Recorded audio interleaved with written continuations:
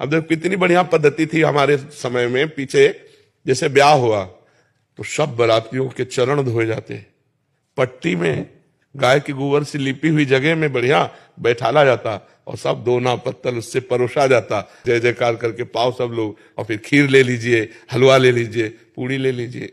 ये अब क्या रह गया है? अब बस एक दूसरे से अधिक हम करें, यही रह गया है। वो अच्छा बस इसी को उसने ऐसे अपना किया। हाँ, तो इससे क्या है, क्या भगवान के प्रति जो दुनिया याद रखेगी कि दुनिया सम्राटों को नहीं याद रखे, तुम्हें कौन याद गुरु जी, अगर ऐसी जगह जाना पड़ जाए जहाँ पे सब लोग इस तरीके का काम कर रहे हो और अगर हम उनके बीच में बैठे हुए हैं, हाँ तो इलायची खा के बैठो और उसी को चबाती रहो, कुछ खाओ पियो मत। अपने घर से इलायची मुंह में डाल के जाओ जिससे वातावरण सुगंधित रहे, आपको सुगंध मिलती रहे इलायची की, कुछ खाओ पियो है? आपकी बात याद आई थी सत्संग की कि पागलों के बीच में हंसने में क्या जा रहा है। हाँ, पर लेकिन हम राधा राधा बोला। हाँ, लेकिन खाना नहीं है। जैसे अपवित्र भोजन खाने से बुद्धि भ्रष्ट हो जाती है। मैं न्यूजीलैंड में रहता हूँ तो मुझे बाहर हर पार्टी में जाना पड़ता है, तो मैं नहीं खाता खुद, तो वहाँ सभी खाते हैं, तो ऐसे मेरे लिए ठीक है जाना वहाँ। हाँ बिल्कुल, चले जाने में कोई, क्योंकि देखो संसार के व्यवहार में आप सन्यासी तो हो नहीं कि नहीं जाना, आपको तो जाना पड़ेगा।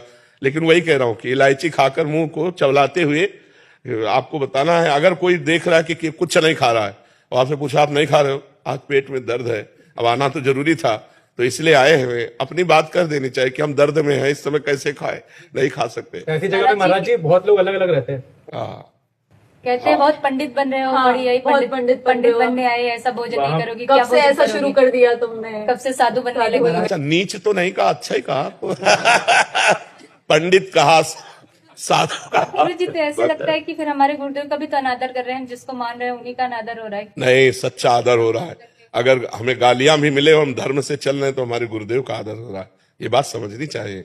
ऐसा नहीं कि आपको कोई कहे कि तुम बहुत पंडित हो, बड़े भगत हो, तो आपको गर्व होना चाहिए ना। आपको बुरा लगता है?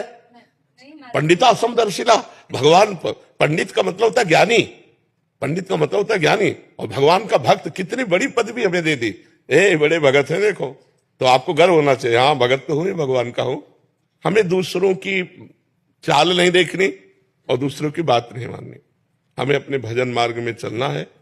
ये सब बहुत निंदनीय है, बहुत निकृष्ट दुर्गति हो जाती है, बुद्धि भ्रष्ट हो जाती है। इसलिए समाज में जाना पड़ेगा, रिश्ते नाते हो सकते हैं। मान लो बेटी का ब्याह वहीं हो जहां ऐसे घर वाले हो, अब किसी के माथे में थोड़ी देखा लिखा है कि मांस खाता है, शराब पीता है। बहुत बढ़िया लड़का है, कमा खा रहा है, ब्याह कर दिया और फिर बाद में पता चला कि वो लोग ये सब खाते पीते हैं। तो अब जब रिश्ता हो गया तो जाना ही आना पड़ेगा, पर खाए ना।